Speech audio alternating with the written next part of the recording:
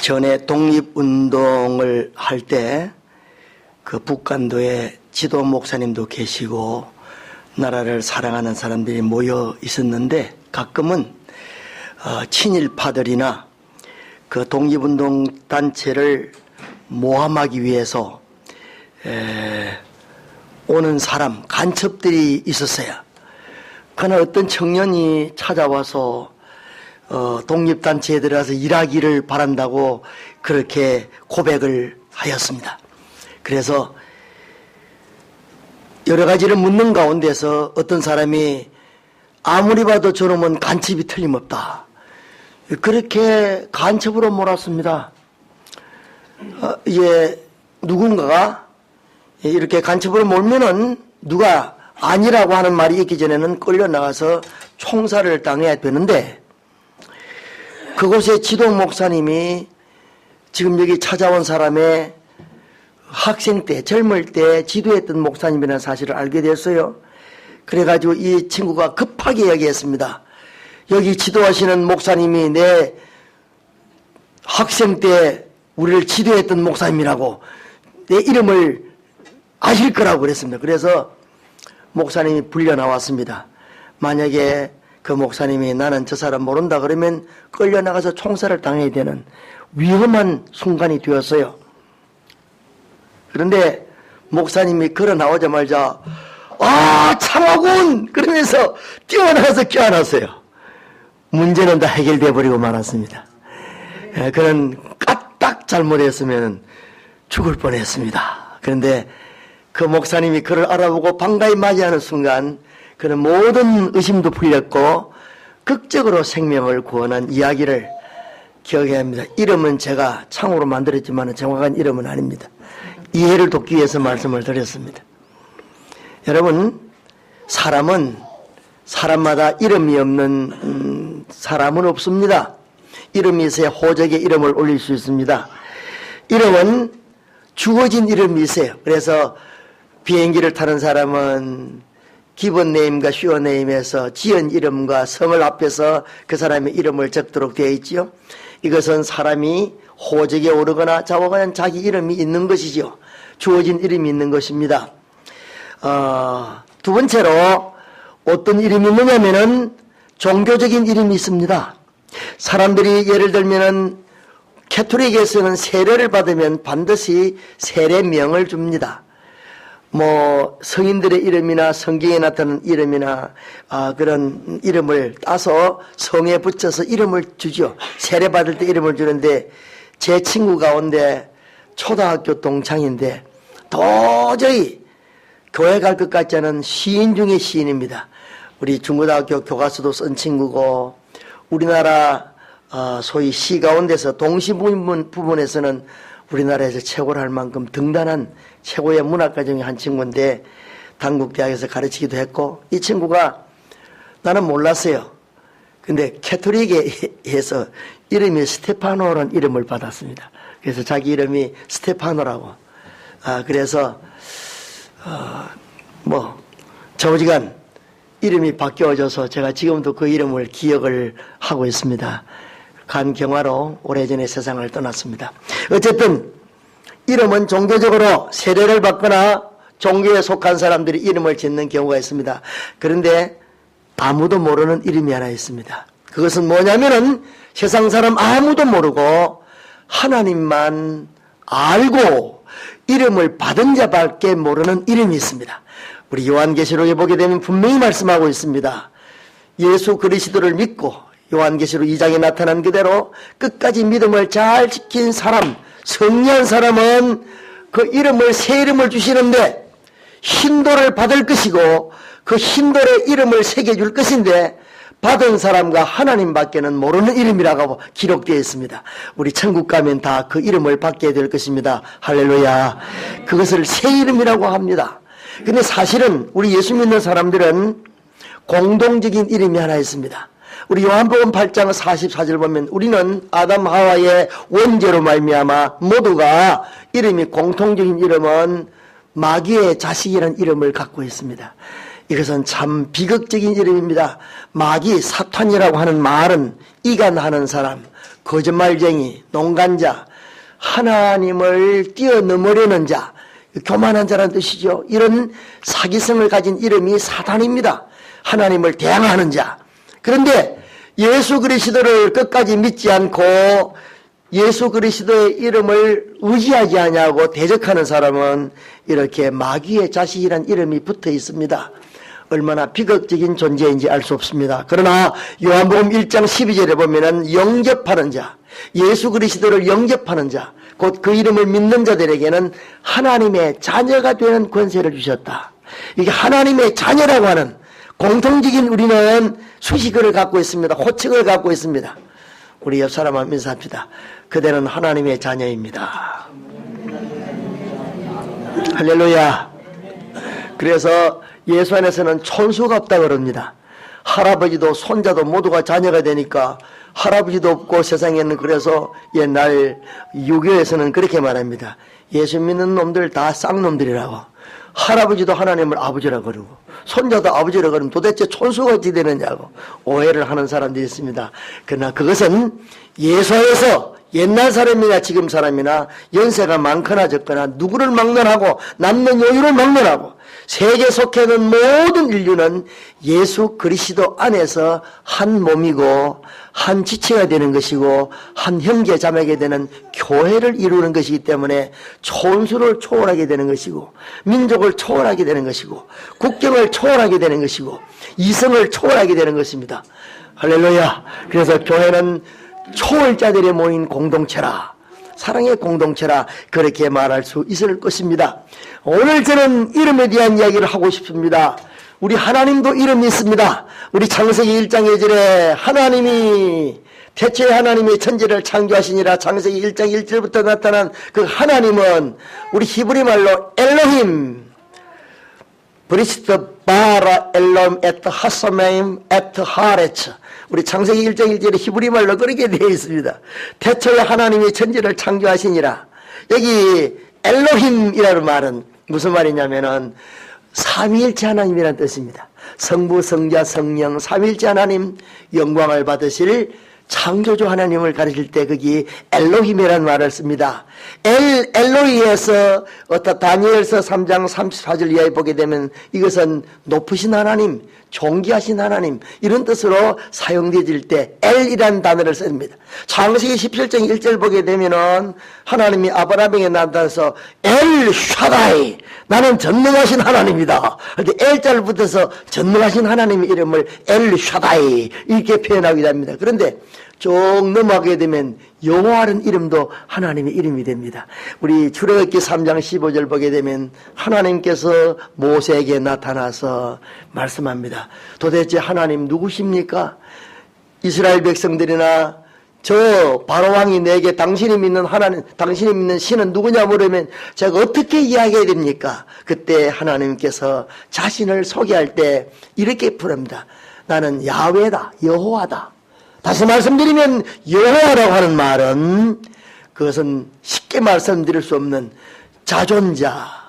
그래서 우리 식계 같은 여호와에 오게 되면 I am that I am 혹은 I am who I am 해서 나는 스스로 있는 자다. 우리 한문으로는 스스로 자자 자존자라 그렇게 표현하고 있지 않습니까? 하나님은 누구에게서 지음을 받은 자가 아니고 영원전부터 살아계셨고 스스로 계셨고 영원전부터 존재하여 영원까지 살아계신 하나님이란 뜻입니다. 할렐루야. 그 하나님을 우리가 믿게 되는 것이지요. 그래서 여호와 살롬, 여호와 또 치드케노 의의 하나님이라든지 평화의 하나님이라든지 또 우리 주님의 이름을 아도나이에서 주인, 창조주, 주인으로 부르기도 합니다. 우리 주님에 대한 이름은 하나님의 그 갖고 있는 품격, 좀 어려움을 하면 하나님의 속성, 하나님이 갖고 계신 모든 전인적인 그의 성품을 표현할 때 그의 이름이라고 우리는 표현해집니다. 우리 그런 의미에서 오늘 제가 말씀드리고 싶은 야곱의 이름이 변하여 이스라엘 된 이 역사는 대단히 의미심장한 뜻을 우리에게 가져다주는 이름인 것입니다. 사랑하는 여러분, 신앙인들은 때때로 착각하는 것이 있습니다. 뭐냐면 성공과 실패에 대해서 때때로 성공 아닌 것을 성공이라고 착각하는 경우가 있습니다. 야곱은 최고의 복을 받은 사람입니다. 그럼 왜냐하면 하나님께서 그에게 여러 가지 많은 복을 주셨지만은 사실은 야곱이 받은 복은 20년 동안 머슴살이 하면서 7년간 혹은 14년간 그의 아내를 얻기 위해서 이렇게 머슴살이 하면서도 즐거움으로 일을 했고 마침내 거부가 되었던 이것을 보면서 우리는 그를 축복받았다고 하지만 엄밀히 말하면 야곱의 축복은 조금 다릅니다. 여러분, 야곱의 축복은 우리 성경에 이렇게 기록되어 있습니다. 야곱은 하나님께서 그의 축복을 이야기할 때 한번 따라 합시다. 하나님이 야곱은 사랑하고 에서는 미워하셨더라. 아니, 하나님이 미워하는 사람이 있는가 그렇게 볼 줄 몰라도 이 로마서에 나타난 핵심의 내용은 뭐냐면은 이런 것입니다. 하나님은 야곱은 사랑하고 에서는 미워했다 그러니까 하나님이 누구를 차별하는가 그런 뜻이 아니라 이 말씀 속에는 하나님의 주권이라는 것이 포함되어 있습니다. 하나님께서 인간을 구원함에 있어서 하나님은 하나님의 뜻대로 구원하시는 것입니다. 하나님은 누구를 택하시고 영원전에 예정하시고 영원전에 구별하셔서 하나님의 백성이 되게 하심에 있어서는 누구의 간섭을 받지 않습니다. 그래서 우리 인류에게 최고의 복은 하나님께서 세상을 만들기도 전에 우리를 예수 그리스도 안에서 선택하여 주시고 우리를 예정해 주셔서 하나님의 자녀가 되게 하신 것 자체보다 더 큰 복은 없습니다. 야곱은 이 복을 받았다는 것이지요. 우리는 이렇게 하나님께서 우리를 남달리 택해서 하나님의 자녀가 되게 하신 이 복을 전적인 하나님의 은혜라고 합니다. 그래서 우리 기독교 가운데서 특별히 장로교 칼빈주의에서 주장하는 핵심적인 단어 가운데 하나가 뭐냐면은 라틴말로 이런 말이 있습니다. 솔라 그라치아 그렇게 씁니다. 이 솔라 그라치아라고 하면 오직 은혜라는 뜻입니다. 우리가 믿는 신앙의 핵심은 내가 태어난 것도 내가 예수 믿게 된 것도 지금까지 살아있는 것도 앞날도 모든 것도 전적으로 하나님의 은혜다. 그래서 바울사도는 고린도전서 15장 10절에 말합니다. 나의 나 된 것은 하나님의 은혜로다. 내가 하나님의 부름을 받아 사도가 된 것도 이방인의 사도가 된 것도 지금 내가 살아있는 것도 내가 고난당하지만 하나님의 나라를 소망 삼고 정인이 된 것도 생각해보니까 내가 히브리 사람 된 것도 히브리인 중에 히브리인이 된 것도 이렇게 모든 역사를 통틀어 볼 때 한마디로 할 수 있다면 나는 자랑할 것은 예수 그리스도 십자가밖에 뿐이고 나의 연약함밖에 뿐이지만은 내가 지금 나 되어서 하나님의 사도가 되어 지금 존재하는 걸 볼 때 나의 나 된 것은 전적인 하나님의 은혜로다. 아멘. 사랑하는 여러분, 하나님의 은혜를 깨달으시기를 주의 이름으로 축원합니다. 지금까지 살아온 것도 하나님의 은혜고 지금까지 지내온 것 주의 크신 은혜로 할렐루야. 아멘. 찬양 잘하잖아 이제. 내가 집사람 이야기하면 집사람이 죽으려고 그럽니다.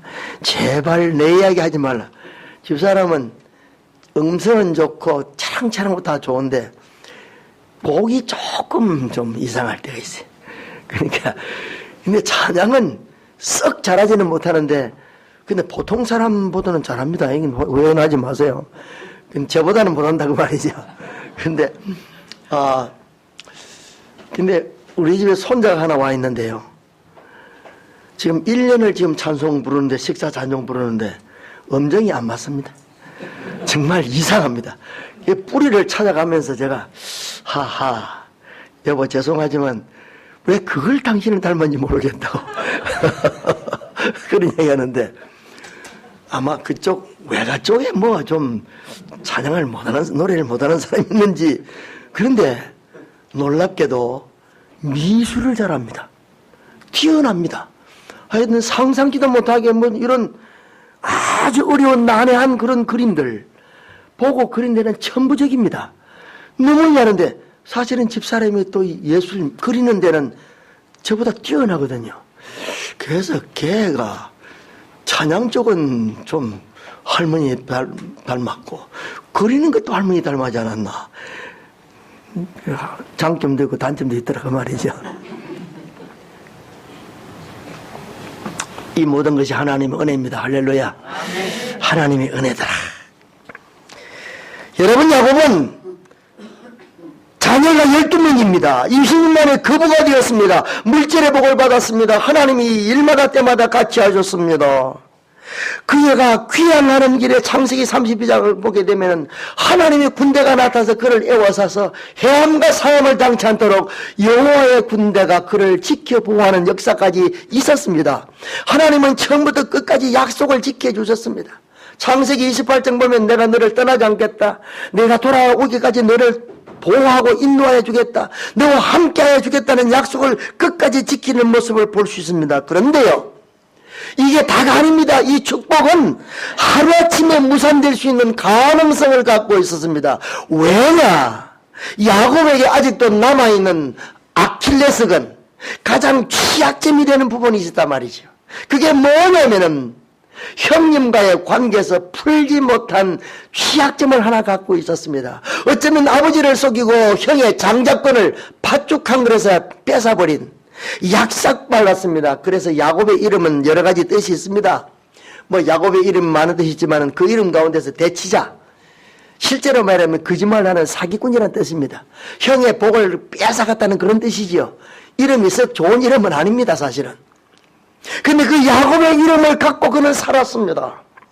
그리고는 이제 그 외삼촌 집에서 거둔 모든 부요한 모든 짐승들을 이끌고 본 아내들과 네 사람의 여자 식구와 자녀들을 다 거느리고 종들을 거느리고 고향 땅을 향해서 금이 황양하고 있지만은 들려오는 소식은 그 쌍둥이 형 에스가 이를 갈고 400명의 군사를 거느리고 자기를 치러 온다는 소식을 듣고는 충격에 빠졌습니다. 만약 그 형이 칼을 들어 자기를 치거나 다 해버리면은 지금까지 수고하고 땀 흘리고 잠 안 자고 참으로 복받은 모든 것 다 이슬로 사라지는 그야말로 절박한 순간이 되어졌습니다. 그는 그래서 인간의 수단을 다했습니다. 세 대를 나누어서 첫 번째로 형이 치면은 마지막 가지고 도망칠 생각도 해보고 이것저것 온갖 걸 다 봐도 불안하기 짝이 없어서 모든 사람들을 앞에 보내놓고 홀로 그런 강을 걷는 즉 약복강 나루에 홀로 하나님과 대면하는 모습을 보게 됩니다. 사랑하는 여러분, 이것이 오늘 나타난 창세기 32장에 나타난 내용입니다. 그리고 하나님 앞에 엎드려 기도하는데 이 기도 내용이 가갈입니다. 처음부터 끝까지 야곱이 추구하는 것은 축복입니다. 그런데 실제로 영적인 어마어마한 복을 받긴 했지만은 그걸 깨닫지를 못했습니다. 이게 하나님께서는 야곱에게 이 불안한 상황 가운데서 그를 회복시키기를 원하셨습니다. 그것은 세상적인 복도 중요하지만 사실은 네가 하나님의 복이 얼마나 큰가를 알게 하시기를 하나님이 원하셔서 그에게 계속해서 부르짖는 야곱의 기도 가운데서 그래도 그에게 쇼크를 주고 계속적으로 기도하기를 원하셨지만 근본적으로 그가 갖고 있는 취약점인 그가 과거에 형을 속이고 하나님 앞에서 잘못했던 그의 마지막 남아있는 죄악을 고백하는 일을 하지 못하는 그를 향하여 하나님께서 마지막으로 그에게 기회를 줍니다. 그게 뭐냐? 한번 따라합시다. 내 이름이 무엇이냐? 하나님의 질문입니다. 하나님은 아담과 하와가 범죄하고 저 숲속에 숨었을 적에 아담아 내가 어디 있느냐고 찾아오셔서 질문한 것처럼 이제는 내 이름이 도대체 무엇이냐? 이것은 야곱의 이름을 몰라서 물은 것이 아닙니다. 이것은 네 이름이 갖고 있는 너의 실체가 뭐냐? 너는 성공하고 승리했다고 했지만 숨겨놓은 너의 죄악이 무엇이냐? 너의 최고의 약점이 무엇이냐? 라고 그에게 실제적인 약점을 들춰내기를 원하셨고 완전한 하나님과의 관계, 영적인 복, 하나님과 관계를 가로막는 어떤 사건이 무엇인가를 하나님은 그에게 알려주고 싶어 하신 것이었습니다. 그에게 이름을 묻는 것은 회개 기회를 준 것이고 그에게 이름을 묻는 것은 새로운 삶을 향해 들어갈 수 있는 기회를 주신 것이지요. 그때에 그는 대답합니다. 내 이름은 야곱입니다. 하나님이 야곱의 이름을 몰라서 물었겠어요? 나는 야곱이라고 물은 것은 하나님께서 그의 고백을 듣고 싶은 것이지요. 나는 야곱입니다 하는 그의 입술에 나타난 핵심적인 내용은 나는 사실은 사기꾼입니다. 여러분, 이 고백하기까지 20년이 걸렸습니다. 끝으로 성공했지만 진짜 성공은 아니었습니다. 지금 나는 야곱이라고 고백하는 이 이름 속에서, 이 고백 속에 드디어 그의 잘못과 지금까지 살아오면서 숨겨놓았던 깊은 내면의 죄악을 토해내는 순간이 되었던 것이지요. 여러분, 사실 하나님께서 야곱아, 됐다, 네가 네 이름을 고백하는구나, 됐다, 중심을 보시고 그러면 이제는 너 이름을 야곱이라 하지 말고 이스라엘로 바꾸어라. 이름이 바꾸어졌습니다. 여러분, 이스라엘이라는 말은 우리가 잘 알죠? 하나님이 다스리기를, 그런 뜻입니다. 하나님이 다스리기를. 또 다른 의미는 하나님과 겨룬다 뜻입니다. 사람이 하나님과 겨루어 이겼다라고 말씀하고 있지만 승리자는 이름이지요. 이것은 뭐냐? 사람이 하나님과 겨루어 어떻게 이깁니까? 그것은 아니라 하나님의 마음을 샀다는 뜻이지요. 다시 말씀드려서 하나님의 통치를 받을 자격자가 됐다는 뜻이지요. 이스라엘이라고 하는 것은 하나님의 긍휼을 입었다는 뜻입니다. 하나님의 용서를 입었다는 뜻입니다. 깊은 내용이 그 속에 포함되어져 있습니다. 무엇이 복입니까? 하나님으로부터 바로 야곱이 이스라엘로 변한 것처럼 죄인이 의인으로, 멸망받을 사람이 생명의 사람으로 바뀌는 이름을 받은 자, 그 사람이 복 있는 자입니다. 할렐루야. 그래서 바울이 전도 현장에 가서 1년간 모여서 열심히 복음을 전했더니 다른 사람들이 칭해주기를, 저 사람들은 그리스도의 사람이다, 그리스도이다. 영어는 크리스천 그러죠. 그리스도에 속한 사람, 그리스도의 사람이라고 이름을 붙여주었습니다. 여러분, 우리는 예수 믿은 이후로 그리스도의 소유, 그리스도의 것이 된 것입니다. 나는 주님의 것이 되었습니다. 주님의 소유입니다. 그의 소유된 백성이 되었습니다. 여러분, 인간관계에서 걸림돌이 되는 분야가 많습니다. 그래서 인간관계에 실패하는 사람이 많습니다. 그래서 인간관계에 실패하는 것은 엄밀히 말하면 하나님과의 관계가 원활한 사람이 아닙니다. 하나님과의 관계가 올바른 사람은 인간관계도 잘 되게 되어 있는 것입니다. 하나님 앞에서 죄의 문제가 해결되어지고 모든 관계가 해결된 사람은 인간관계에서도 용서할 줄 알고 용납할 줄 알고 좋은 관계가 될 수밖에 없습니다. 하나님을 진짜 사랑하는 사람은 이웃을 사랑할 수밖에 없습니다. 하나님의 진정한 용서를 체험한 사람은 다른 사람을 용서할 수 있는 사람이 되어지는 것입니다. 그래서 관계는 대단히 중요합니다. 하나님으로부터 그가 죄인이라고 고백해서 하나님과의 관계가 회복되고 나니까 드디어 야곱은 자신감이 생겼습니다. 그래서 놀랍지 않습니까? 야곱이 이름이 바뀌어지지 않습니까? 이스라엘로 바뀌어지니까요. 그 바뀌어진 이름은 그의 인격의 변화를 이야기하는 것이지요. 여러분, 이제 옛날에 야곱은 옛날에 야곱이 아닙니다. 바뀌어졌습니다. 형이 400명의 군사를 거느리고 와서 야곱을 칼로 죽이고 그 모든 부유한 모습을 다 죽였습니까? 아닙니다. 야곱이 변하니까, 이스라엘로 변하니까 원수같이 생각하고 마음에 분을 품고 20년 칼을 갈았던 에서의 마음도 변해져 있었습니다. 할렐루야.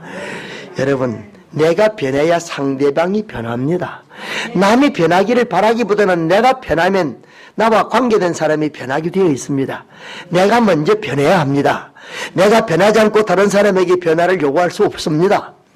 그래서 부부관계나 친구관계나 인간관계나 모든 것은 저 사람이 도대체 변하면 좋겠다기보다도 내가 먼저 변하면 되어지는 것입니다.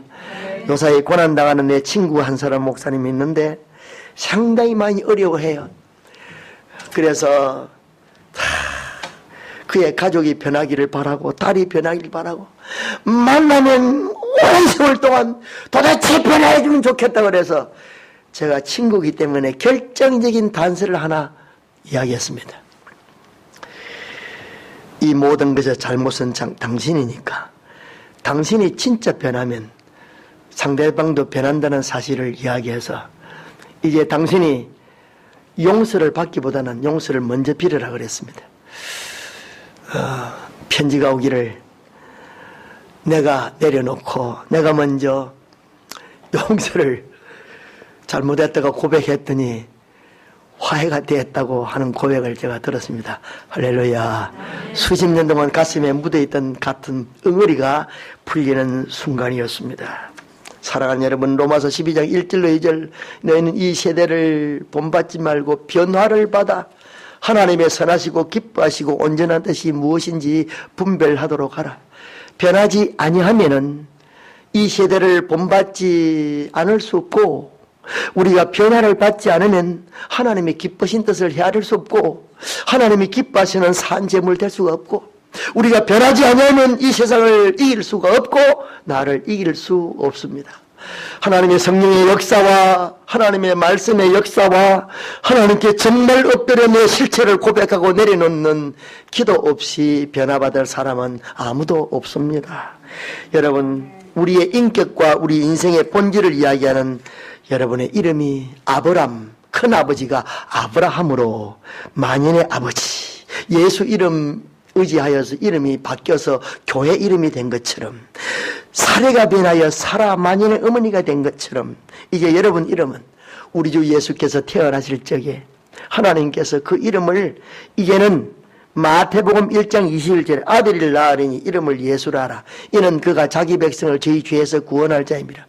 이사야, 또 호세야, 또 여호수아, 이름은 다 구원이라는 이름과 같은 그런 내용을 갖고 있어요.